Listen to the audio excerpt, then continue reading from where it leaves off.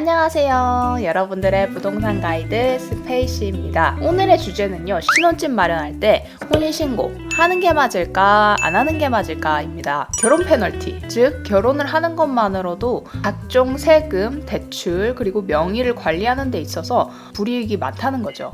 하지만 또 다른 한편으로는 이제 막 신혼집을 마련하는 신혼부부들에게 주고 있는 부동산 혜택이 많은 것도 사실입니다. 그래서 어떤 유튜버는 혼인신고를 하는 게 좋다, 어떤 유튜버는 혼인신고하지 말아라, 이렇게 의견이 나뉘고 있어서 좀 헷갈리실 수 있을 것 같아요. 마침 제 수강생들도 거의 다 신혼부부이시거나 예비부부인 경우가 많아요. 그래서 오늘은 제가 상담해드렸던 수강생들 사례를 한번 얘기 드려볼게요. 혼인신고를 하시기 이전에 가장 먼저 첫 번째로 고려해야 될 건 여러분들이 정부대출을 사용하실지 안 하실지에 대한 겁니다. 정부대출은 기존 은행에 비해서 조금 더 저금리로 많은 한도를 빌려주도록 만들어진 일종의 정부의 복지 혜택이라고 보시면 됩니다. 최근에 이 정부대출을 통해서 내 집 마련에 성공하신 수강생분이 계시거든요. 근데 이분들 같은 경우에는 전략적으로 혼인신고를 하시지 않으셨어요. 그래야지 정부대출로 훨씬 저리로 많은 한도의 대출을 쓸 수 있는 상태였거든요. 예를 들어 이 수강생의 정보를 살짝 말씀드려보자면, 상담을 신청하신 신부분은 연봉이 4,600 정도 되셨고요. 남편분은 한 4천만 원을 조금 넘는 수준이었습니다.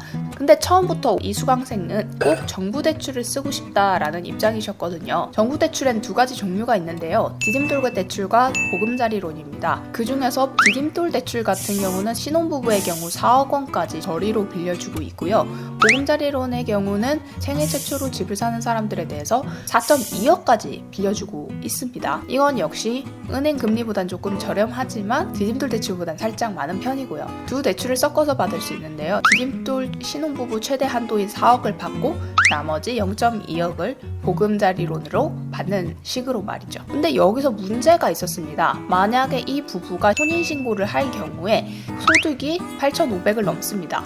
정부대출의 경우 소득이 8,500을 넘어버리면 대상자에서 벗어나거든요. 근데 혼인신고를 안 한 상태로 디딤돌 대출과 보금자리론을 받으려고 하면 5억 이하 아파트를 사야 된다는 단점이 있어요.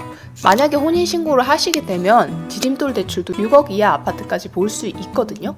혼인신고하면 6억까지 볼 수 있는데 혼인신고를 할까? 라고 하셨다가 소득 수준을 넘어버리셔서 오히려 보금자리론까지 못 받게 되는 경우가 있어요. 그래서 최종적으로는 이 부부는 혼인신고를 하지 않고 6억 이하 아파트를 보금자리론을 받아서 사게 됐고요. 5월에 계약을 하셨다고 이렇게 문자가 오셨고 9월 잔금을 기다리고 계신 상황입니다.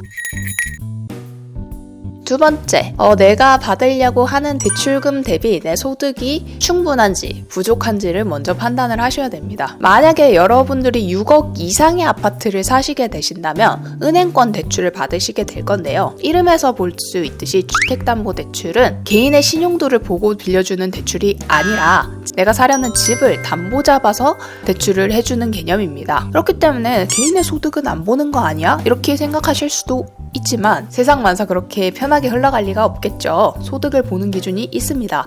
바로 DSR 40%라는 개념인데요. 소득 대비 갚고 있는 원리금의 비율이 40%를 넘으면 빌려주지 않겠다라는 개념인데요. 정확한 DSR의 개념은 제가 이 영상에서 언급해뒀으니 우측 상단 카드 링크 한번 확인해주세요. 그렇기 때문에 은행권에서 주택담보대출을 할 때는 만약에 내 소득이 모자라다면 혼인신고를 해서 부부 합산으로 소득이 잡히도록 만들어내는 게 중요하겠죠. 최근에 연락을 주셨던 한 부부의 얘기인데요. 운이 좋게 청약이 당첨되셔서 4억 정도를 대출을 하셔야 되는 상황이셨어요. 근데 이미 그 분양가가 6억을 넘어가는 상황이었기 때문에 정부대출은 받을 수가 없는 상황이었고 은행권 대출을 받으셨어야 했어요. 그런데 소득이 그렇게 충분하지가 않으신 상태였어요. 예비 신랑의 연봉은 3천만 원을 벌고 계셨고 예비 신부분은 3,500만 원을 벌고 계셨습니다. 둘 중에서 연봉이 조금 더 높은 예비 신부분 기준으로 DSR 계산기를 돌려봤어요. 연봉 3,500에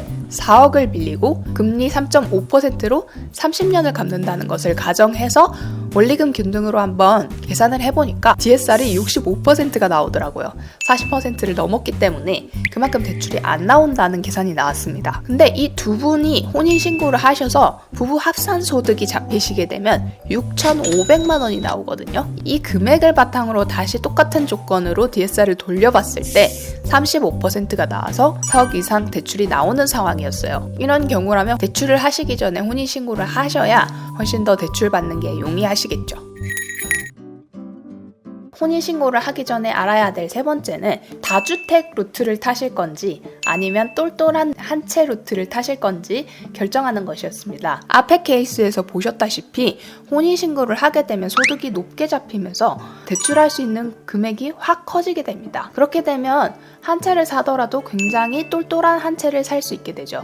하지만 혼인신고를 하는 순간 한 세대로 잡히게 되면서 남편 하나, 아내 하나 집을 샀을 때 1가구 2주택으로 잡히게 됩니다. 여러 가지 취득세, 재산세, 양도세에서 세금을 더 내야 되는 부분이 분명히 생기게 됩니다. 이것도 제 수강생 사례인데요. 28세 남성분인데 조금 결혼을 일찍 하신 케이스였어요. 나이가 어리신데도 불구하고 연봉이 8천만 원 정도 되시더라고요. 그리고 상대편 여성분도 비슷한 수준의 연봉을 갖고 계셨고요. 이미 연봉이 높은 상태였기 때문에 8억짜리 아파트를 하나 산 뒤 추후에 조금 돈을 더 모아서 아내 명의로 비슷한 아파트를 하나 더 하는 것이 맞을지, 아니면 이왕 하는 거 지금 당장 혼인신고를 해서 단숨에 10억 이상의 아파트로 똘똘하게 내 집 마련을 하는 것이 나을지에 대해서 고민 상담을 하셨어요. 현재 부동산 상승세의 그래프를 한번 보여드리면 경기도 같은 경우는 상승이 멈춰 있습니다. 그냥 지지부진하게 가고 있는데 서울 같은 경우는 보이시죠? 그래프가 점점점 올라가고 있는 거. 똘똘한 한 채를 사게 되면 같은 시기라도 이 정도의 상승세의 차이가 있어요. 그렇기 때문에 저는 나이가 어린 점, 그래서 돈을 더 빨리 모을 수 있는 점, 그리고 아내분의 연봉도 충분한 점을 감안해서 지금 당장 뭔가를 해야 된다는 생각보다 똘똘한 한 채 하나를 가지고 가시는 게 훨씬 더 나으실 수 있다는 얘기를 드렸어요. 그래서 나중에 내 집 마련을 한 채 하시게 될 때 혼인신고를 하시는 게 훨씬 더 나으실 수 있다고 얘기를 드렸고요. 그래서 보통은 혼인신고를 하지 않고 부부 각자 명의로 여러 채를 가져갈 것이냐, 아니면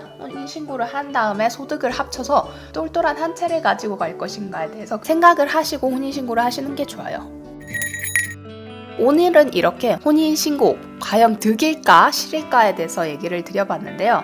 여러분들이 어떤 상황에 있느냐에 따라서 혼인신고를 할지 말지도 달라집니다. 하지만 여러분들의 마음만은 같을 거예요. 누구보다 축복받고 행복해야 될 결혼이 가지고 있는 돈이 적고 내 집 마련이 어렵다는 현실적인 문제 때문에 소음이 되고 다툼이 일어나는 건 굉장히 마음이 아픈 일이죠. 특히나 내 사랑하는 배우자가 준비 안 된 나를 만나서 생각했던 것과는 다른 집에서 살게 된다면 훨씬 더 속상한 일이 되겠죠. 결국 집이라는 건 투자처기도 하지만 내 가족이 살아야 할 공간이기도 하잖아요. 이런 준비가 잘 돼 있지 않다면 내 자신은 물론 사랑하는 사람이 공간과 돈 때문에 잠 못 이루는 그런 상황에 놓일 수 있는 것 같아요. 저 역시 재테크를 시작하게 됐던 계기도 암 치료를 하러 서울에 오셨던 어머니가 묵을 곳이 없어서 계속 요양병원을 전전했던 것이 계기가 됐었거든요. 그래서 수도권은 내 집 마련 한 채는 꼭 해야겠다라고 생각하는 계기가 됐기도 했고요. 여러분들이 돈을 목적으로 하고 있든 혹은 내 가족이 편안한 공간에 사는 것을 목적으로 하고 있든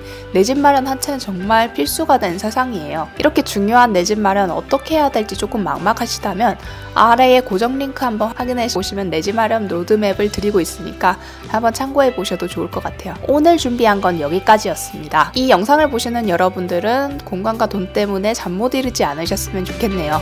그럼 오늘도 좋은 하루 되세요. 안녕.